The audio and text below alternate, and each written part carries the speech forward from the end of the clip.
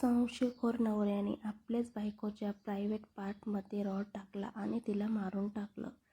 तिचा खूप छळही केला. नमस्कार मित्रांनो, तुम्हाला वाटत असेल ही एक काल्पनिक दुर्घटना आहे किंवा व्ह्यूज आणि सबस्क्रायबरसाठी ही दुर्घटना आपल्यासमोर मांडली आहे, तर तसं नाही. खरंच ही दुर्घटना घडलेली आहे. पण हे खरंच झाले आहे. तर मित्रांनो, ही गोष्ट आहे मालेगाव तालुक्यातली योगिता नावाच्या एका बाईची. एक बाई होती, खूप छान स्वभावाने हसमुख होती. तिला कुठलाही काही गर्व नव्हता.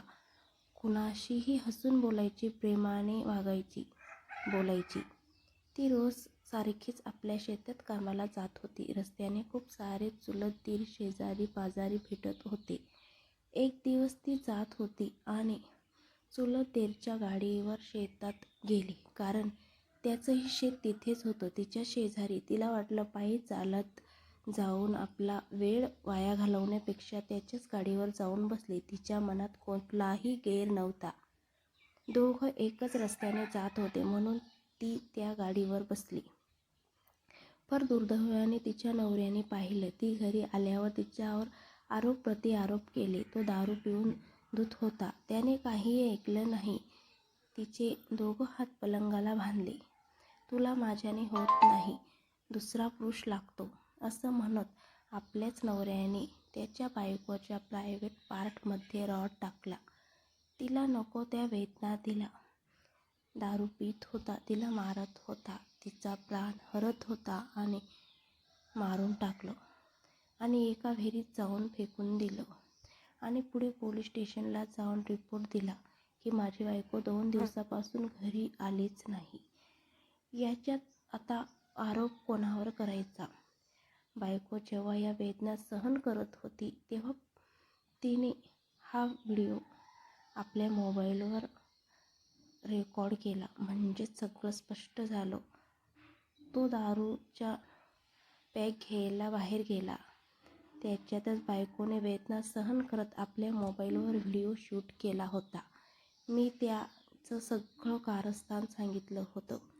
मी सांगितले होते, मी आता राहत नाही. माझ्या नवऱ्याने माझं भांडण झालं होतं. माझं सगळं नष्ट केलं. माझ्या आयुष्याची राख-रांगोळी केली. माझ्या प्रायव्हेट पार्टमध्ये त्याने रॉड टाकला आहे. आता माझं जगणं कठीण आहे. मी तर जाईलच, पण कोणाला माझ्यामुळे एखाद्या निर्दोषाला शिक्षा देणंही मला पटत नाही. मला न्याय मिळून हवा. माझा गुन्हेगार फक्त माझा नवरा आहे. मी हा व्हिडिओ का शूट केला आहे तर दुसऱ्या कोणी गुन्हेगाराला शिक्षा होईल.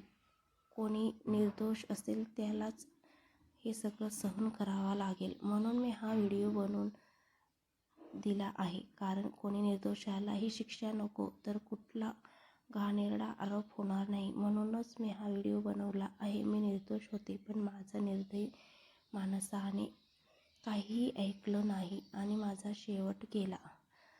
हे सगळं मला सहन होत नाही आणि मी हे शेवट केलं. माझं जगणं शक्य नाही. आता एवढेच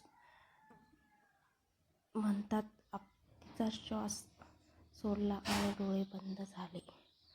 तर मित्रांनो, हे सगळं पोलिसांनी बघितलं आणि त्या माणसाला शोधून शिक्षा करार केली. माणूस तर सुटून येईल, पण गेलेली व्यक्ती येणार नाही.